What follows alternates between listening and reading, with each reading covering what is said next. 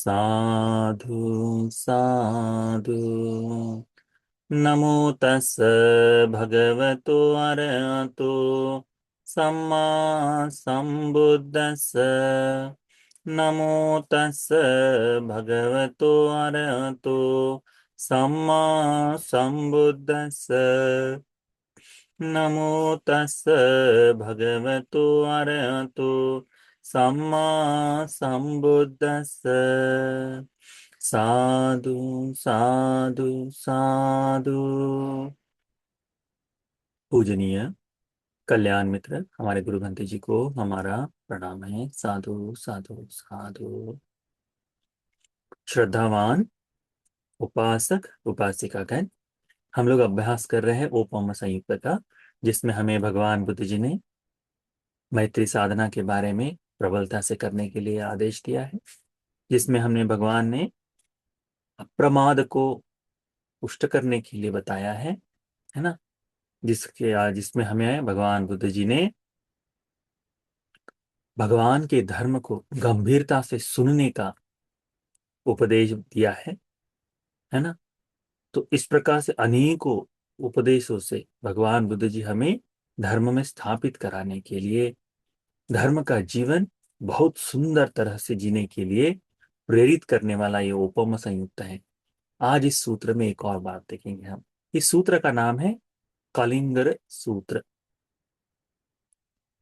ठीक है, कलिंगर सूत्र का अर्थ होता है, कलिंगर का अर्थ होता है लकड़ी से बने हुए तकिया। तकिया पता है ना आपको? हम्म। रात्रि में सोते समय हम सिरहाने पर रखते हैं।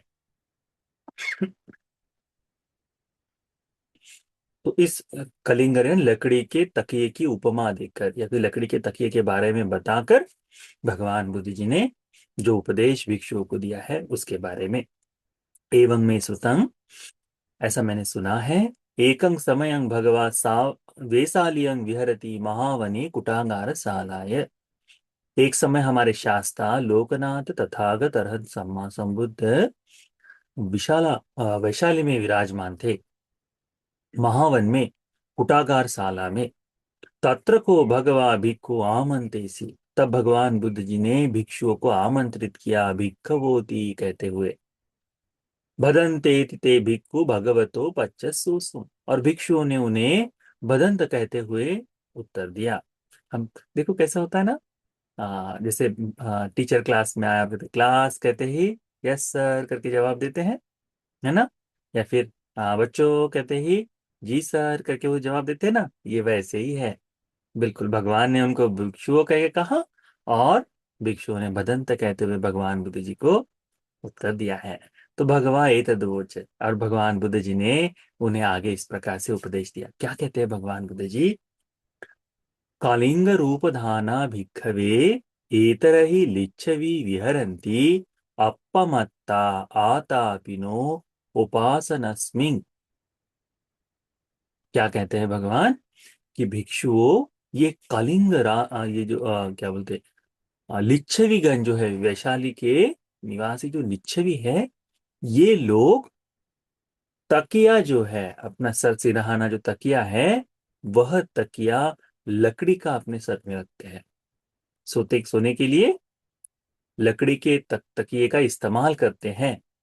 इस कारण से अब लकड़ी का तकिया इस्तेमाल कर रहा है, यानी वह क्या नींद के आवेश में आकर सोने की इच्छा रख रहा है? क्या नहीं, जागरूकता बनी रहे। हम देखते हैं ना, हमारा तकिया थोड़ा सा कड़ा हो जाए, कठोर हो जाए, तो हमको नींद बराबर नहीं आती ना, है ना। तो उसी जागरूकता बनाए रखने के लिए ये लोग लकड़ी का तकिया इस्तेमाल करते हैं। ठीक है, इस तरह से अपने आप, यानी वो कहने के लिए कि वो लकड़ी का तकिया इस्तेमाल करके अपने आप को अप्रमादी बना के रखते हैं।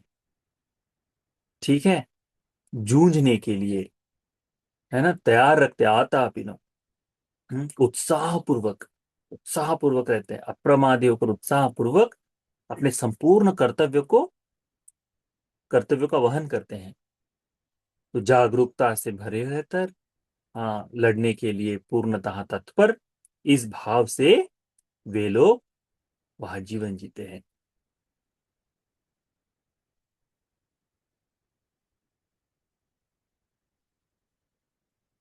जिस कारण से भगवान बुद्ध जी कहते हैं, तेसंग राजा मागधो अजात सत्तु वेदेहि पुत्तो न लभति ओतारं न लभति आरम्मणं।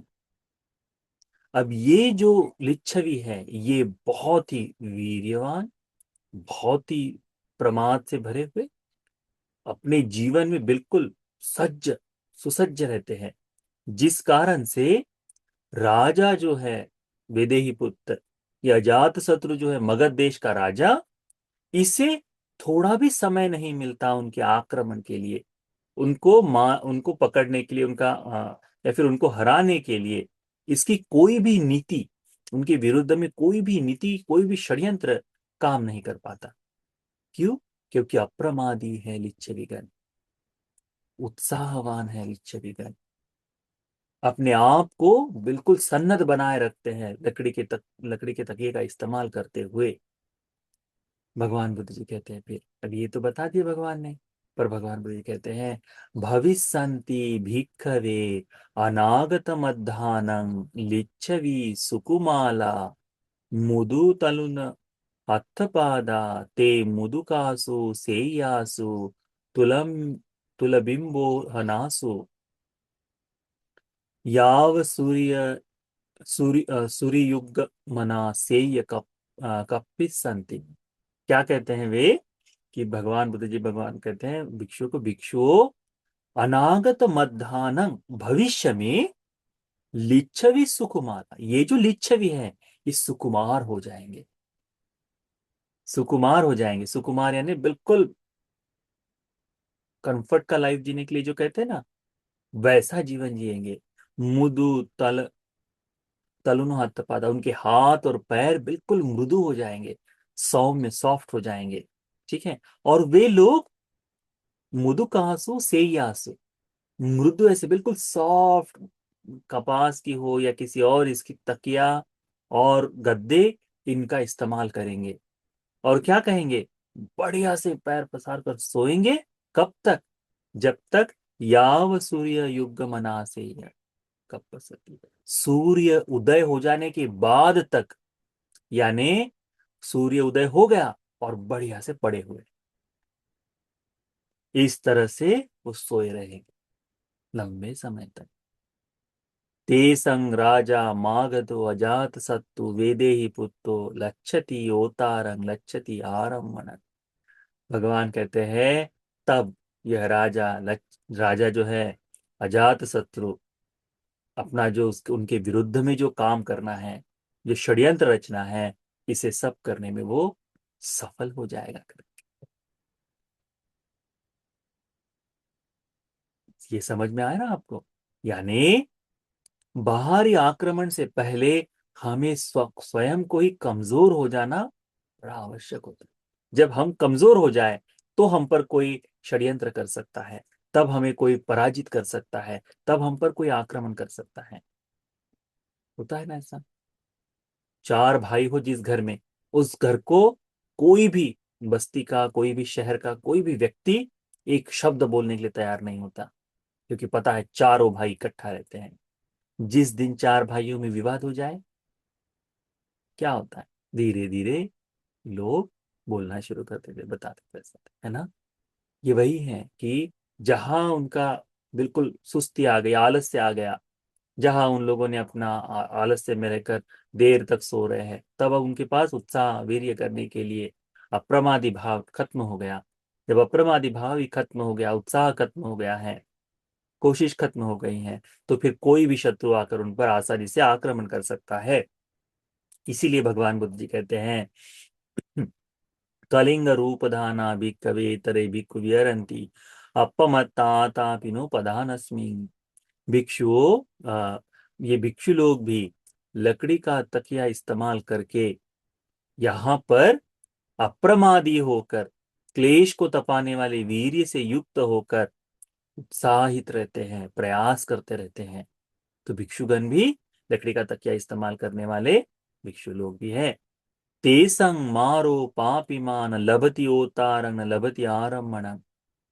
जिस कारण से ये भिक्षु वीर्यवान है, उत्साही है, अपने क्लेशों को तपाने के लिए लगा हुआ है, जिस कारण से मार जो है पापी माँ मार न लभती ओतारंग न लभती आरमण। तो मार को समय ही नहीं मिलता, जगह नहीं मिलती उसको पराजित करने की, उनको पकड़ने की, उनके मन पर हावी होने के लिए मार को जगह ही नहीं मिलती, क्योंकि वह भिक्षु हर जगह से उत्साहित, अप्रमादी, प्रधान वीर्य से युक्त, कहीं छोटे से छोटा अकुशल दूर कर दूंगा, कुशल धर्म उत्पन्न करूंगा, अकुशल को आने नहीं दूंगा। इस प्रकार से वो चार प्रकार से प्रधान वीर्य करते हुए जीवन जीता है। तो इसीलिए मार को समय नहीं मिलता, जगह नहीं मिलती कि उसे पकड़ने की, पराजित करने की, पछाड़ देने की। भविष्यन्ति भिक्खवे अनागत मध्यान्ह भिक्खु सुखु सुखुमा मुदुतलुनु हत्थपादा। भगवान कहते हैं कि भविष्य में भिक्षु लोग बिल्कुल सॉफ्ट हो जाएंगे, सौम्य हो जाएंगे, उनके हाथ पैर कुशन के जैसे हो जाएंगे, कहते हैं, है ना, बिल्कुल मृदु हो जाएंगे।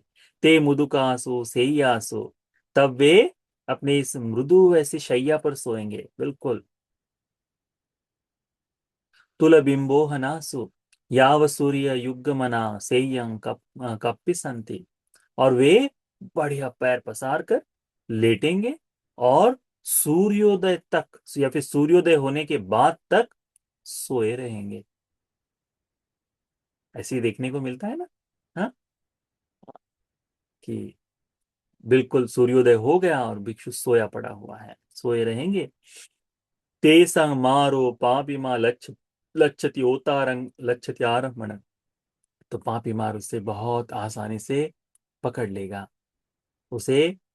मार का जो कर्तव्य है, मार का जो कार्य है, वह, उसका जो षड्यंत्र है, विघ्न करना है, उसका धर्म धर्म साधना में बाधक बनना है, वह उसे पूर्ण कर लेगा। तो ये बात भगवान बुद्ध जी भिक्षुओं को बताते हैं, और भगवान कहते हैं तस्मात् यह भिक्खवे एवं सिक्खितव्यम् कलिंग रूप धाना विहरिस्साम अपमत्ता आतापिनो पधान स्निग्धे। भिक्षुओं, तुम्हें सीखना चाहिए कि मैं भी लकड़ी के तकिए का इस्तेमाल करने वाला बनूं और अप्रमादी होकर, क्लेशों को तपाने वाले वीर्य से युक्त होकर, प्रधान वीर्य करते हुए, प्रधान स्मृति, प्रधान वीर्य करते हुए अपना धर्म का आचरण करूं करके भगवान कहते हैं तुम्हें सीखना चाहिए। एवं ये वो भिक्खवे सिक्खिता बनती। भिक्षु, तुम्हें इसे सीखना चाहिए। कितनी सत्य बात कही है भगवान ने, कितनी सत्य बात कही है। कि भगवान के सम्मुख रहते हुए ही शुरुआत में आने वाले भिक्षु बहुत गति से, तेजी से अरहंत होते थे। जैसे जैसे धर्म शासन का समय कालावधि बढ़ता गया, अरहंत होने की संख्या कम होती गई, कम होते गई। देखा गया कि सारी सुविधाएं चाहिए। पहले भिक्षु कहीं पे भी रह सकता था, कहाँ पे भी रह सकता था, सरलता से जीवन जी सकता था। अब भगवान के रहते समय ही ये बातों में बहुत सा अंतर आ गया। तो फिर आज वर्तमान में क्या कहें? भगवान के समय की बात बताते हैं भगवान ये, कि देर तक सो रहा है तो भगवान डांट सकते थे। आज कौन है कहने के लिए? वीर्य करने के लिए आज कौन कह सकता है? तो ये बुद्धवाणी, जिस भगवान की हम लोग शरण गए, उन्हीं तथागत की यह वाणी है, हमें आदेश देती है, हमें प्रेरित करती है कि भिक्षु वीर्यवान बनो, अप्रमादी बनो, प्रधान, चार चार सम्यक प्रधान है, इन प्रधान का अभ्यास करते हुए जीवन जियो। तो ये हमको भगवान का आदेश है, उपदेश है। हमें इसको अच्छी तरह से गौरव से सुनकर, गौरव से धारण कर कर अपने जीवन में अप्रमादी जीवन को जीना चाहिए। इसमें लकड़ी का तकिया ही इस्तेमाल करना चाहिए ऐसा भी नहीं है, भगवान ने बताया करना चाहिए, पर भिक्षुओं के लिए, उपासकों के लिए कैसे होगा? तो जागरूक बनना चाहिए, जागरूक बनना चाहिए। हर एक व्यक्ति के जीवन में अनुशासन बड़ा आवश्यक है, हर एक व्यक्ति के जीवन में।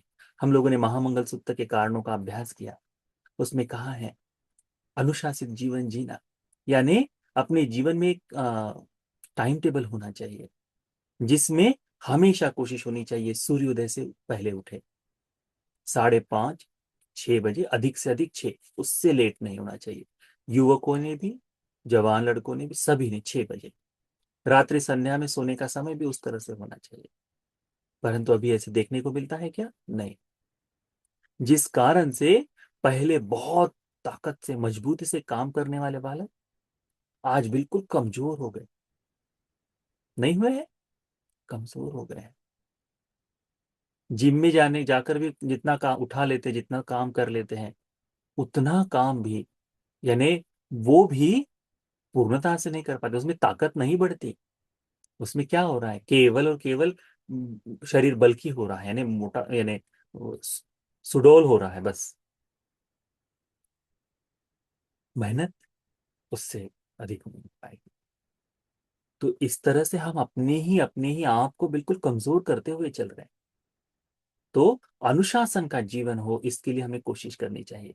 परंतु यदि आप कहो कि मेरा बेटा तो अभी जवान हो गया, अब मैं इसको संभालूंगा, अब संभव नहीं। अब उनका अपनी उनकी दिनचर्या बन गई है।